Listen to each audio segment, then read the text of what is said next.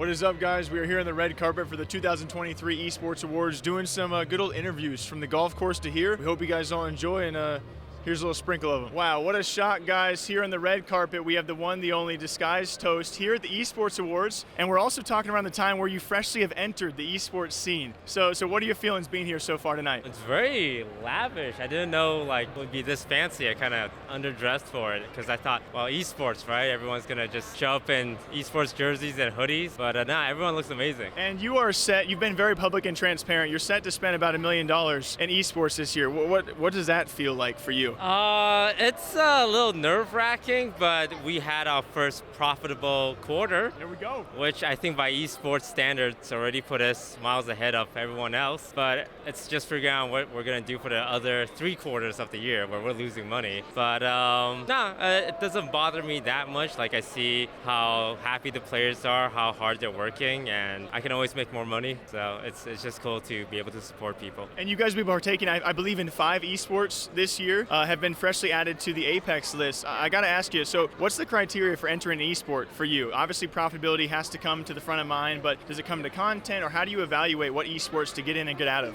I guess being able to break even. So with Apex, we're working with EA on financial support, and they've been super nice about it. Another thing is just my personal interest. I love Apex. I play TFT, I play League of Legends, I play Valorant. And if I was to get into an esports that I don't know, I would have to spend a lot of time researching it, because I think a big part of it is just a passion project. If I got into for example, Dota 2, it would be very out of left field because I never played Dota 2. So yeah, it's just whatever game I feel has a lot of potential for the future and my own personal interest. And I mentioned before, last one for you, you guys have been very transparent and very forward about how much you're spending and how, the community get involved as well, by buying merch and supporting you guys directly. You have a Patreon too. What would you say the future of esports is that maybe has to change? What are you looking forward to maybe changing the scene? I think a big part of it, and this is going to sound harsh, is for the last couple of years, spending has been outrageous on players or events or just everything.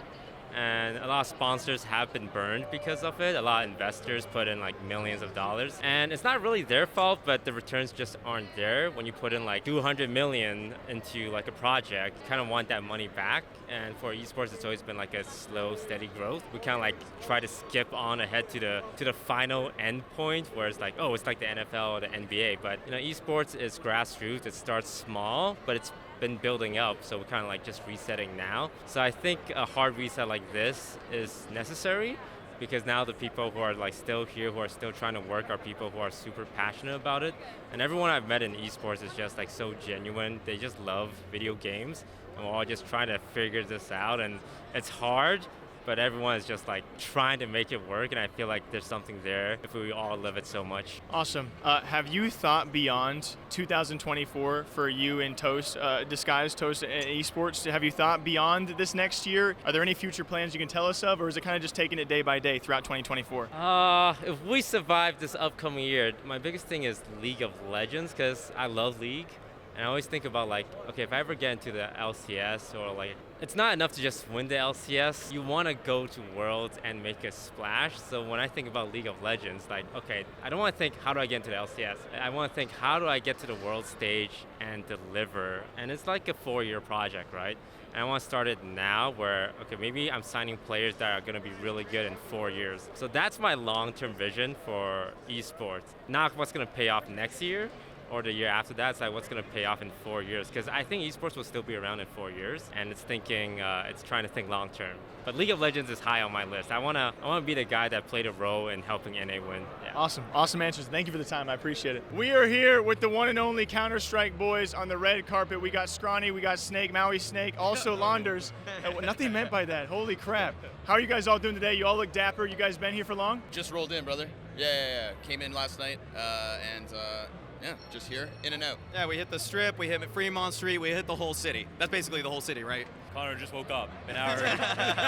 And you guys are obviously known for your travels. Give me a little factoid here. We're obviously towards the end of the year. How many different cities have y'all been to so far throughout this year? Brought to you by CS, of course. Man, I don't know. We feel like we lose count because you don't know how many times you go back to the same spot, but it feels like a dozen. At least a dozen. Yeah. Probably 18. Probably a dozen and a half. Counter-Strike has brought me to 35 countries in the last 6 years. That's pretty cool. Do you guys have any words for One if he actually were to leave CS for Valorant? Anything you'd have to say to him? He can't sell his inventory if he switches to Val. There's no loot boxes in Valorant. Like, you can do the night market, but this guy gets off on gambling. So I mean, like, he's definitely not. He's gonna miss something about it. And I hope you enjoyed your 50 minutes of fame, Oni.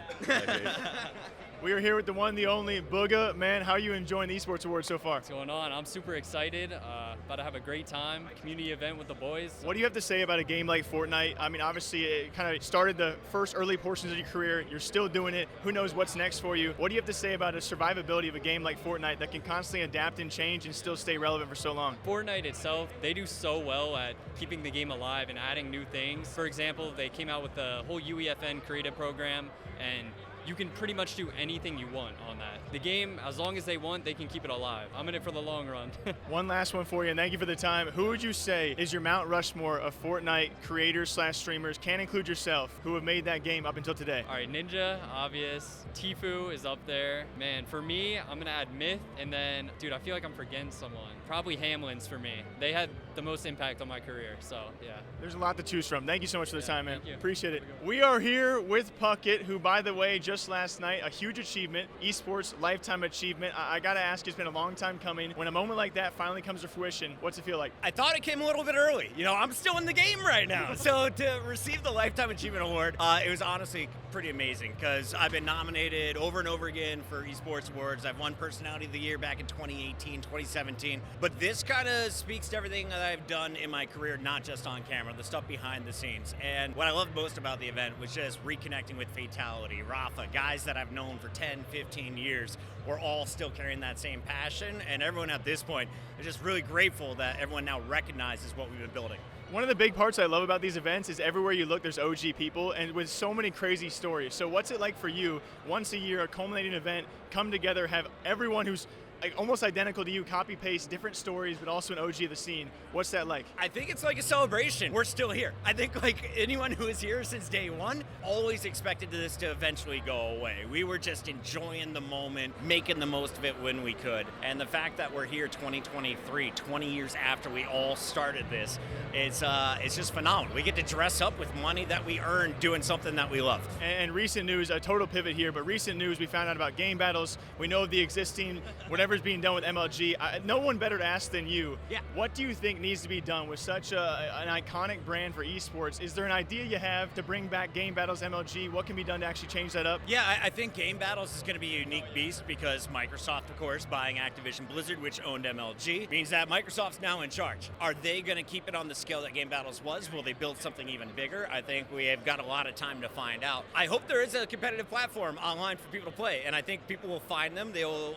be popping up left and right after Game Battles goes away. But really, the future for me with the MLG brand is I got it tattooed on the back of my arm. It's Major League Gaming, but we've already got enough pro leagues with pros making money. So what if we took that brand and we went back to the core, which was bringing gamers together all to celebrate what we love doing? And so if we could take the Major League Gaming brand and attach it to purely charity efforts, that's what I would love to do. My mother died of cancer. If we could eradicate cancer, that would be my life truly achieved. So I think that's the steps I'd like to see it go. Oh, frig. I thought, like, man, it was crazy looking over and seeing a fellow Jake for once, man. From one Jake to another Jake, you're killing it out there. You're killing the game. Right back Respect. at you. And in case anyone does not know, Jake OW, Jake from the Overwatch scene, they really only know one Jake. I got to ask you, man, how are you enjoying? You told me earlier, your first Esports Awards show. Yeah, so far it's been fun, man. For me, it's just like a chance to come out, see the community, have everyone together in one place. Normally we're all off in our own little worlds, doing our own thing. Luckily we got people like you bringing everybody together with the news, but for real, like, you don't get to see everybody all the time. So having a place where we all come together and celebrate that is awesome. And I think you had a really unique story, man. Obviously very well known, especially in the Overwatch scene. I think you kind of are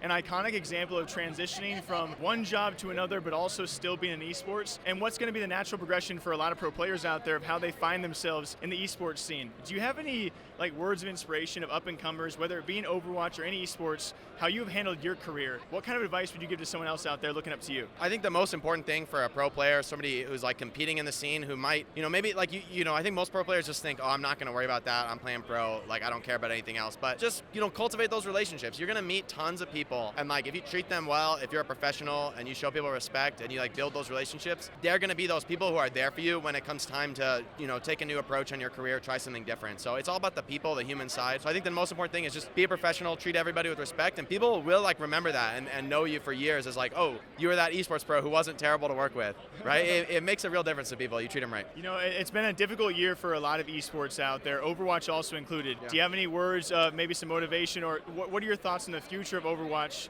with the dissolving of the league? What do you think's next? It's got to be a stressful time for everyone involved, including yourself. So any words of what you think is next? Yeah, I mean, I don't know exactly what's next. I can say though that I'm optimistic. I think from the stuff I have heard behind the scenes, it's like kind of exciting for me as a fan of the game, as somebody who loves to see it played at the highest level. Yes, it sucks to lose the Overwatch League. That's like a amazing thing that's been my whole professional career pretty much. But at the same time, I'm excited for what's next. I think there's a lot more freedom and openness in the space. And in the end, I think the game itself is in a really great spot. Like, not everyone agrees with me there for sure, but I still play the game. I still like stay top 50, top 100 because I still love it. So as long as I've got the passion for it, I'll keep doing this till the wheels fall off. That's what I've been telling everybody. Lastly, man, you went viral a few weeks back now. I didn't know that you spoke Korean, and I should know with your talent pool, man, but you went viral for playing Overwatch with Chaewon, if I pronounced that correctly, a K-pop star. That's good. You're perfect. What is that experience like for you, man? You know, it's funny because it was like the culmination of so many years of work that I never saw coming. So first, when I learned to speak Korean, I took lessons for 3 years with Sofyan, my teacher, and I just wanted to coach the best players in the game. As I was transitioning to being a coach, I was like, I want to work with the best players. A lot of them are Korean. I got to learn to speak Korean. Like, it's like a natural, like, of course, you know? And I was amazing, and I got to work with a number of like amazingly talented pro players, Korean players. I just would never have been able to build those relationships without speaking Korean. And so to do this with Chaewon is amazing, to be like kind of an ambassador between the two communities is an awesome opportunity. But mostly I was really appreciative of how positive everybody was, you know, whether they came from the Overwatch side or the K-pop side. Everyone was just happy to see people having fun, enjoying the game. And yeah, that was an unforgettable experience to be sure. Completely surreal. Like, I'm like, is this really happening? Like, one of the only times in my professional career where I've been like really nervous, you know, like not want to mess this up. We are here with the one, the only,